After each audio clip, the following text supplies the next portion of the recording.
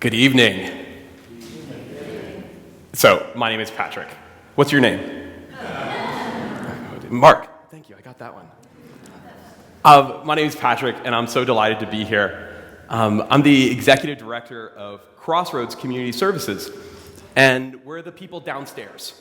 We're in the basement, which I tend to think about as the foundation, not so much the basement of the church.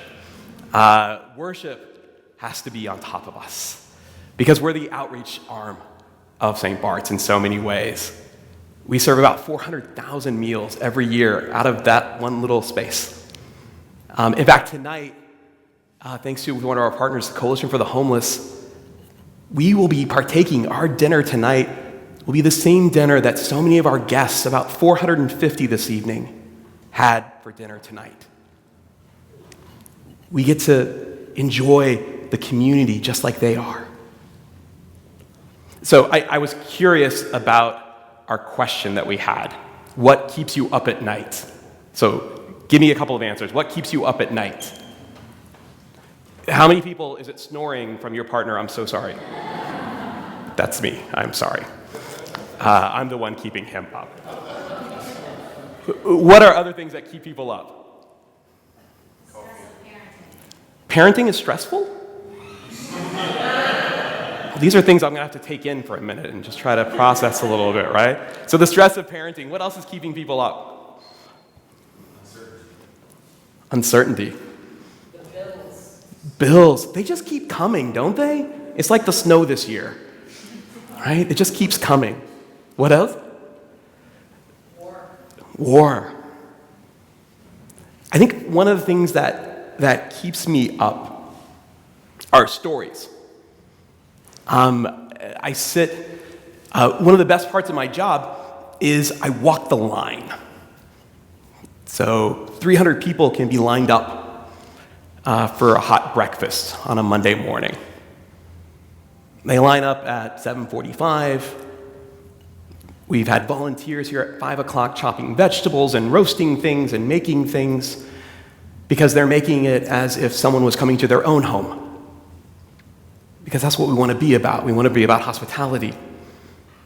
And so I spend a lot of my time just walking up and down, talking to people, talking to parents who had just enough food to get the kids out the door, but not enough for themselves. And then they come in and sometimes cast down and eyes down. And so much of our work is just about saying, hi. Neighbor, friend, welcome. I'm so glad you're here. So I can imagine what keeps so many of our guests up at night. And then we read these two stories, right? We have Abraham and we have Nicodemus.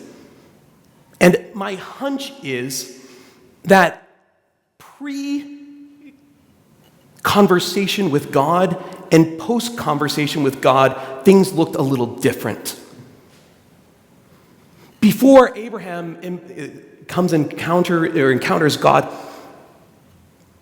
probably a decent life. People, seems okay. And then God says, move. Leave. Leave everything. Your family, the places you know, the tastes, the smells, the foods, all of it, leave. And he does. My guess is, when he left, he didn't have a lot of peaceful night's sleep on that journey. Can you imagine that you would? There'd be a lot of tossing and turning and what the heck is going on, and probably not using heck in that space. Then you have Nicodemus. Nicodemus is this leader, right? Leader of the people, a teacher. He's wise, he's smart, he knows what's going on. He's in those spaces that he knows. And he comes to Jesus in the dark of the night, right? He understands the politics of what's going on. He knows there's something about this one. And within a sentence or two, Jesus is like, you must be born again. And if I'm Nicodemus, I'm like, I am never going to sleep again, am I? What is this man talking about? Going back? I can't go back into my mother. There's no way, right? And so we begin to have this interaction with God that we just don't understand. God, why? Born, flesh, raising, up, down. John is a great gospel writer because John is always like these big, beautiful swaths and like big things. And you're like, dude, bring it down. Even Jesus' interaction looks at Nicodemus and says, how are you a teacher? I'd be like, yo, calm down. You just told me I have to go back into my mother's womb? I don't understand. He's up at night. I can imagine Nicodemus going back to his home and again under the cover of night, putting his head down. Dude, I don't know, man. I don't know. But there was something, right? Even when we're in these spots of anxiety, Nicodemus, Abraham, there's something about this interaction with God. We're in this Lenten season. This is a season where the church invites us to feel yucky,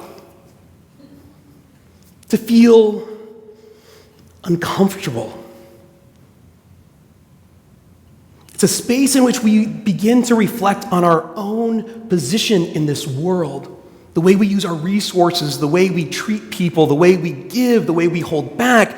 All of these things, we are beginning to be asked the question, how will we live? It's a penitential season, right? Happiness, woohoo, penitential.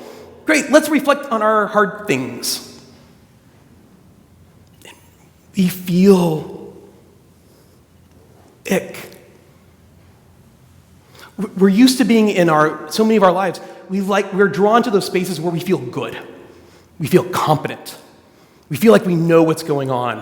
When I hear the choir sing, I'm like, these people sing beautifully and they understand what happens and they are great at it. And you can see like the joy in it. We go for that, right? We don't typically go for let's feel awkward right now. Let's feel,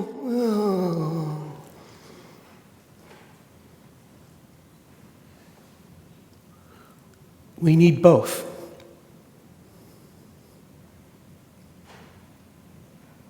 Because when we come face to face with God, when we hear his voice, when we experience his presence in the community, it's hard. Because we often see our own reflection and the spaces that we're like, that's not so great. So how do we move through this? How do we move through this Lenten experience? How do we move through these moments of, yuck?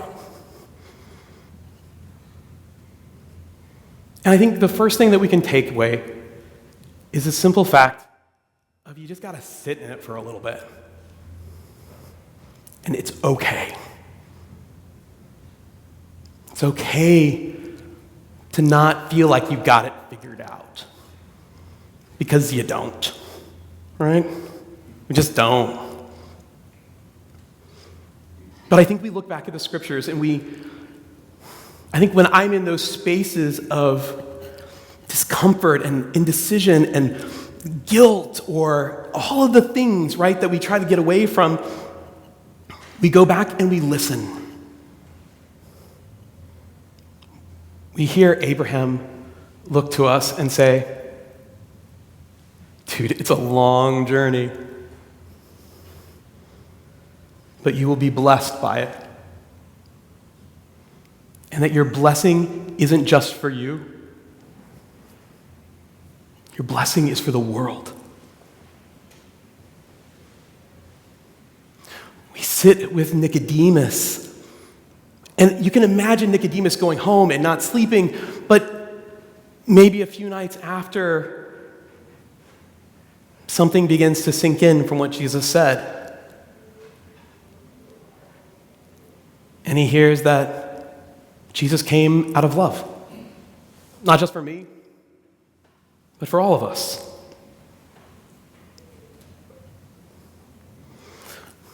And for me, it's hearing those voices, hearing that voice of Abraham, hearing that voice of Nicodemus, hearing that invitation from God to sit and to trust that even these feelings of awkward, of I don't know, I don't feel this, I don't understand how this should be, that God is still present. That God is still inviting. That God is still loving. That God is still forming and stretching and pulling and giving us new space. This, I believe, is who God is. This, I believe, is what God is inviting us to in this Lenten season.